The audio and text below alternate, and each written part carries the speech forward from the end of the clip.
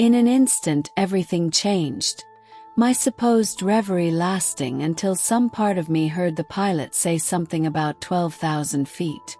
The problem was that I was not hearing him from my corner of the balloon.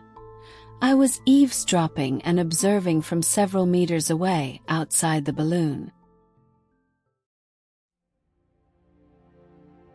Welcome to Let's Lift the Veil. If these testimonies touch you, help us spread the word. Like, comment, share and subscribe.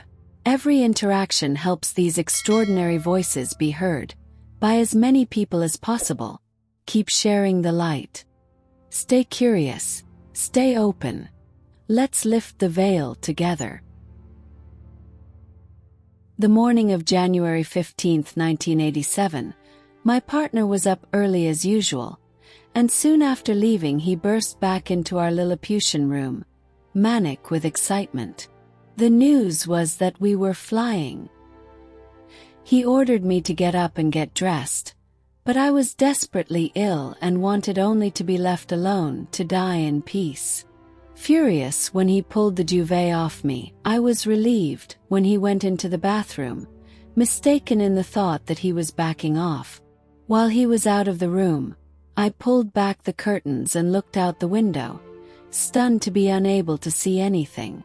We were in a blizzard, the wind stirring a whiteout. When I heard the shower turn on, it was obvious I was in trouble, a fact that was confirmed when my partner returned and unceremoniously hauled me from my toasty bed. Barely able to stand up, and my last supper not wanting to stay down, I tried to swallow his reassurances.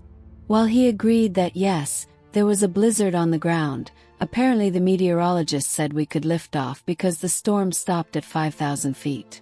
Suddenly very clear-headed, everything inside of me went into full-scale mutiny as my brain demanded to know. Who in their right mind would go more than a mile high in the sky in this weather? I was certainly not about to do so. The more I thought about it, the more stupid it seemed to climb into what was essentially an oversized squeaky wicker picnic basket, and one that did not even have a lid. When he came back into the room, I let him know that if he or anyone else was flying, they were all certifiable. I was remaining on the terra firma. Ignoring my objections, he unceremoniously tossed me into the shower and told me to give it up, because we were flying and that we included me. Resistance was futile. No doubt neither one of us will forget my final words. Not in this lifetime. As they released our lines and we began floating upwards, chills danced up and down my spine, every cell in my body tingling with excitement, as unbridled terror nipped at my brain. All queasiness was quickly pushed aside, awe triumphing over fear as the earth fell away, and billowing clouds wrapped us in an opaque chalky whiteness. An eerie silence closed in around us. The only thing piercing the silence was the burn of the propane that sounded like the hiss of some magical dragon. Abruptly, we perforated the clouds and the vapors that only seconds before appeared to be as solid as stone were seen for what they really were, gossamer that reminded me of cotton candy. Overhead, the morning skies were brushed with the purest blue pigments found in the goddess's paint box, and mountain peaks each more spectacular than the next rose to meet us. I remember laughing when a silly thought emerged from my brain, as dozens of brilliantly colored hot balloons began popping through the clouds all around us, the image being that we were inside a gumball machine gone berserk. Because the flight was absent the pressure of competition, we played with the wind and let her play with us, descending to skate across a frozen alpine lake, where we raced with several deer. The frigid chill of winter was unable to diminish an ever-deepening sense of wonder, and most of the time, I was left alone in my reflective state. In an instant everything changed, my supposed reverie lasting until some part of me heard the pilot say something about 12,000 feet. The problem was that I was not hearing him from my corner of the balloon. I was eavesdropping and observing from several meters away outside the balloon. Bewildered to not be in my body, I was remarkably unruffled as the thought arose.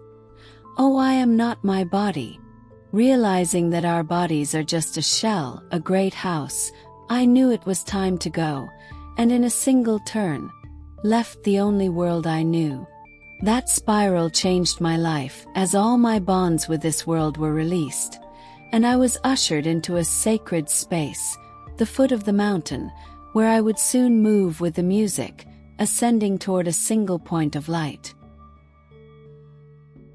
The music. It was incredible. Even though I knew that I was dead, I felt safe, thrilled to be standing in the warm sunlight high, in the alpine meadows of Mt. Rainier, the majestic peak located in Washington state where I grew up. No words will ever adequately express the sensations that filled my heart as my paternal grandmother came toward me, her love flowing over me as her energy enveloped me. The last time we were together was the summer of 1963, when I contracted spinal meningitis and she held me while my parents raced to the hospital, bathing me with icy cloths as I fought for life. I always remembered how she alternated between telling me that I was going to be fine and begging me to stay. The doctors and my parents all discounted these vivid memories because I was unconscious. These were my last memories of her, as she died shortly thereafter. Unbelievably, for years I carried a false sense of responsibility for her death. My childish logic was that her death was somehow the result of my illness. Such a notion easily took root because in my family, saying goodbye and talking about death were forbidden, which meant the children never knew that for years she was fighting what would be a losing battle with cancer, complicated by diabetes. Now, after more than 20 years of silent, inconsolable grief, we were together again, walking hand in hand in this magical place, communicating beyond the artificial boundaries of time and words. I learned that the hands on my watch were not the keepers of time. Sorrow disappeared as our love was redeemed from the illusion of oblivion, majesty taking on a new meaning as we were drawn higher into the valley. Moving toward the source of the light that seemed to fill this space, I remember taking great comfort in the firm ground beneath our feet, still remembering the discomfort I'd felt listening to the squeak of what felt like a flimsy basket suspended beneath the balloon. Crossing the valley with extraordinary assurance, fully aware that we were traversing a nameless frontier, it was, however, an exact match to the physical place I knew so well. However, this place did not in any way, shape, or form fit the description of heaven I had long been led to believe in. Was it a way station, an intermediary spot before getting to that other world I always hoped to be good enough to enter? Here we watched the strands of days, cycles of months, and ribbons of years braid together, fashioning a nexus between distinctly different nows. Thoughts of dimensions began rushing into and through my mind, while we watched and felt different events and times flow around us. Each one was happening right here, right now. We were standing on the mountain of my childhood, but it was essentially different, real but out of sync with all previous understanding, most notably my concept of time. The heretical notions, long ago implanted during my outings with Sherman and Peabody, were now known to be neither childish nor eccentric. Walking in a world that was a reflection of the world I lived in for 35 years, I knew there were multiple realities touching Earth. A bell chimed loudly as I realized that nothing, not heaven or hell, or things on earth, were good or bad, hot or cold, black or white, or up or down. There was no doubt in my mind that nothing was what I long believed it to be.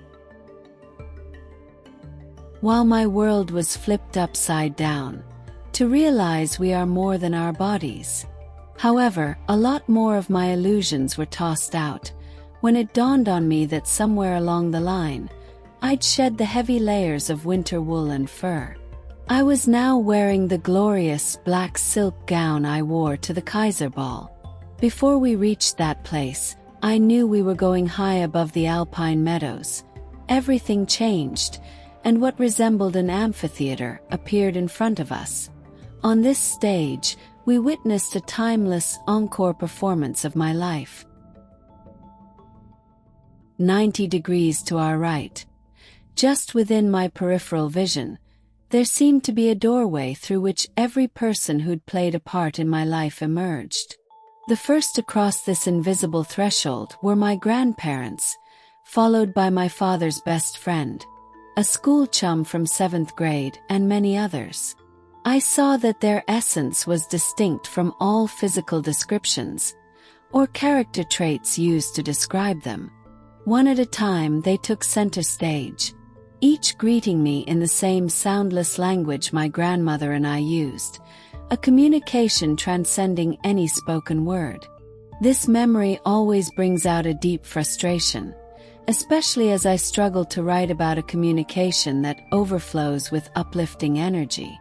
After sharing what were only thoughts of love, they turned to exit through a door located on my left. With a knowing absent all doubt, I knew I was soon to join them on the other side.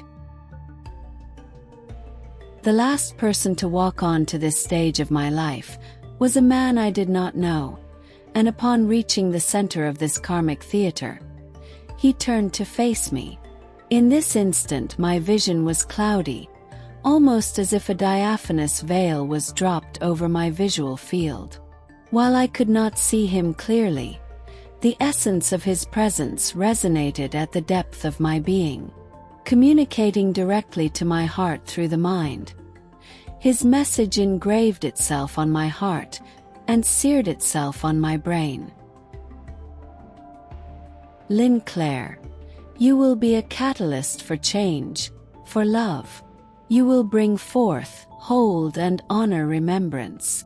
You will bring to conscious awareness the realms, realities and remnants, in order that the spirit may remember the dance, and to return the sacred feminine to Shaun. And we will meet in 27+1. I recognized that what he said was a truth beyond anything I ever blindly accepted as real, but had no idea what 27+1 meant. The feelings that perfumed my mind and heart left me with a knowing that never abandoned me, and then and now remain clearer than any other memory. Unfortunately, he gave me no clue to the fact that years would pass before the smallest bit of understanding about this task would come to light. Neither did he inform me about what would be required to make its true meaning come true once I understood, leaving me feeling holy, remembered, recognized, understood and loved. He then turned and crossed back over the same threshold over which he came. This led to the realization that there are unbolted doors into different realms of time that are accessible to those who know how to find and open them. Moving forward, I promised myself to remember and find them. The cusp of eternity. As unexpectedly as this experience began, it ended. Alone once more, but knowing I would never be alone again, my grandmother and father rejoined me, and we joyfully began to speak in the same vibrational language, partaking of a whole and holy communion, talking of life, love, the mountain beneath our feet, and the shimmering aqua sea I knew was just beyond our view. My father surprised me when he said, "You can see me today." Instantly revisiting another time, I realized that one of the defining, life-changing events of my life occurred in this very place. June 25, 1977, while driving with my family down this very mountain following an overnight stay at Sunrise Lodge, I was suddenly unable to breathe. forcing my husband to stop on a dangerous curve. I got out of the car and slid down a gravelly slope, my body and mind in agony. Once stopped, I sat down on an outcropping of rocks as the physical, emotional, and mental throbbing worsened. It seemed to take forever before the physical pain began to subside, and I found the strength to crawl back up to the car. We continued our journey, but my husband, scared and mystified, ignored my plea that we stop and call home. When we arrived at our destination 5 hours later, friends met us with the sad news that my dad suffered a fatal heart attack while diving in the ocean near our home on the island of Maui early that morning.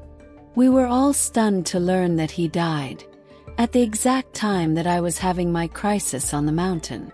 Although we were separated by more than 2,500 miles, I physically and psychically experienced every aspect of his dying process. While having no conscious knowledge of what was happening to him, I long wondered if he was thinking of me. The horrible grief I went through that day made me vow to never to go through this kind of emotional torture again, and I made it my intention to finish the job my dad began when I was 5, disconnecting my psychic abilities. It was a goal he failed to achieve, as the seeing and hearing continued all my life, but after the first few times, he called other priests to pour oil on my head and pray for me, begging their God to remove this evil. I learned to keep my mouth zipped. Several years following the accident, I began to understand that my connection with my dad and others is not limited to genetics, that an energetic intention bonds us. This bond is infinitely greater than my need for my father or anyone else's approval. In this reunion, broad jumping what were fast being realized as vast and artificial boundaries, he taught me that love and pain are not conjoint twins, that sorrow is not inseparably entwined with physical death.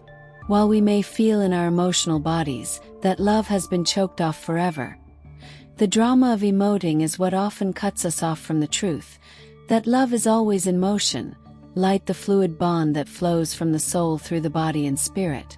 Forever. Life and death coexist in an infinite space, the same energy riding on the light that connects each breath, inhaling and exhaling like surfing a wave that swells over, and fills the invisible gaps that pulse between every beat of the heart.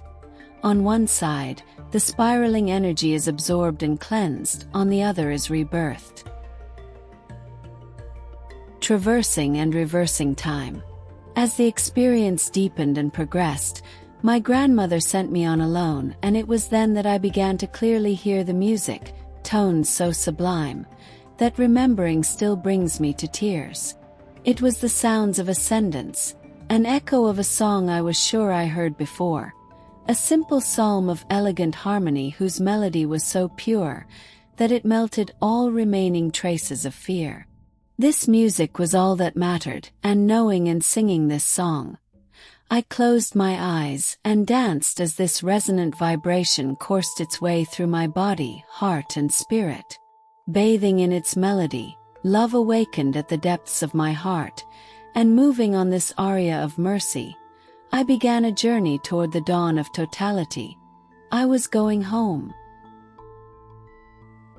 In an instant of magical stillness, in a space just before the entrance to the light, I unexpectedly found myself being held, gently rocked. During this interlude, hallowed moments that filled an epoch beyond all sentient sense of time, a realization floated to the surface of my consciousness. It was a sensing, a knowing and communion with other spirits that could only have been established eons before.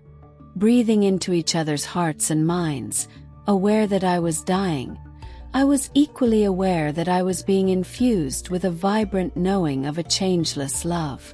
I felt then, and feel still, the golden cord formed by one, a bond of timeless love. Our intention was re-established before this throne hidden behind eternity's vein. In the truest experience of consecration I have ever known, we pledged to return, to once again work to restore the light of love. The next thing I recall was stepping onto an escalator, not a tunnel, certain that someone at the top of the mountain was calling my name. A loving tone drew me closer to the end, my spirit responding to a pull that was stronger than anything ever known. Drawn toward this source, warmed as my sense of resonance with the music became stronger and clearer, the tones soothed my heart, a balm of love pouring over me. Once again, the still invisible director of this journey called for a wardrobe change, another that I did not see or feel.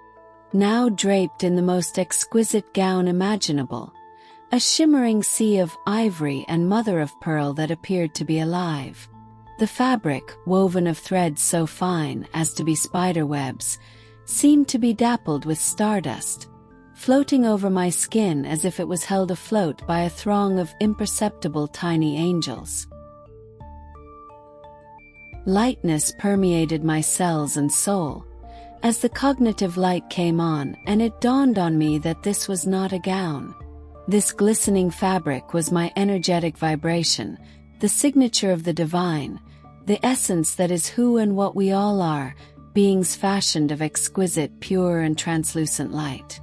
Feeling like a bride as I moved toward the pinnacle, a single step took me over the threshold where I left my right footprint embedded in eternity. There, one fleeting glimpse of the spiral of sound and light charged, and forever changed my life.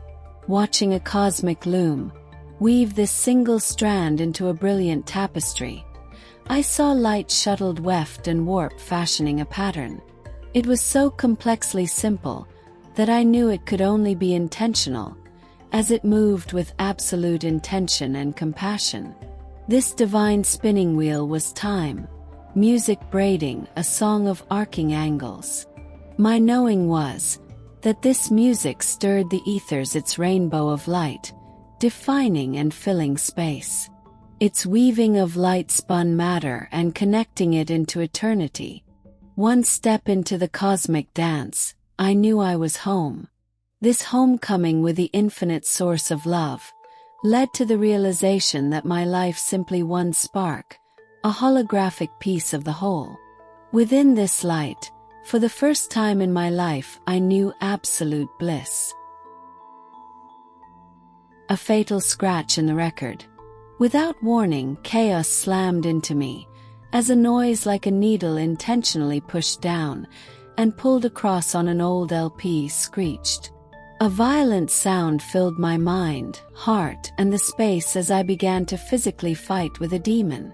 Engaged in a death or life struggle with this mysterious adversary, I was losing the fight. Whatever was gripping my left ankle was far stronger than I was. Unable to break free, but determined to memorize the music and the pattern the loom was weaving the light into, I twisted, and looking back over my right shoulder, began to take memory snapshots.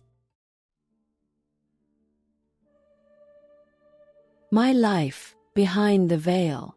I didn't just have one near-death experience. I had 4, and with each one I was drawn far beyond what we normally perceive as consciousness. It wasn't about escaping life, but rather about stepping into a deeper layer of truth, where time stops, the body no longer defines us, and love becomes a tangible force. What I experienced was not fear, but profound peace and overwhelming joy. I came to understand that life is part of a far greater whole, a living pattern woven with sound, light, and intention. In that realm I reunited with loved ones, even some still alive, and received a message that would reshape the course of my life. I have a purpose, and it's my responsibility to live it fully and intentionally. These experiences changed me at my core. I no longer cling to old beliefs. Instead, I move forward guided by what I know through direct experience, vivid, undeniable, and sacred. I may not have all the answers, but I carry with me one deep certainty. We are beings of light, and each of us has the potential to remember who we truly are. Thank you for listening to this near-death experience. If this story moved you, please consider liking, commenting, and sharing it. It's a small action for you, but it means the world to this growing channel. And if you haven't already, hit that subscribe button so you don't miss the next journey beyond the veil. Every click helps us give voice to these powerful stories. Take care of yourself and those you love. Until next time, keep sharing the light. Stay curious, stay open. Let's lift the veil together.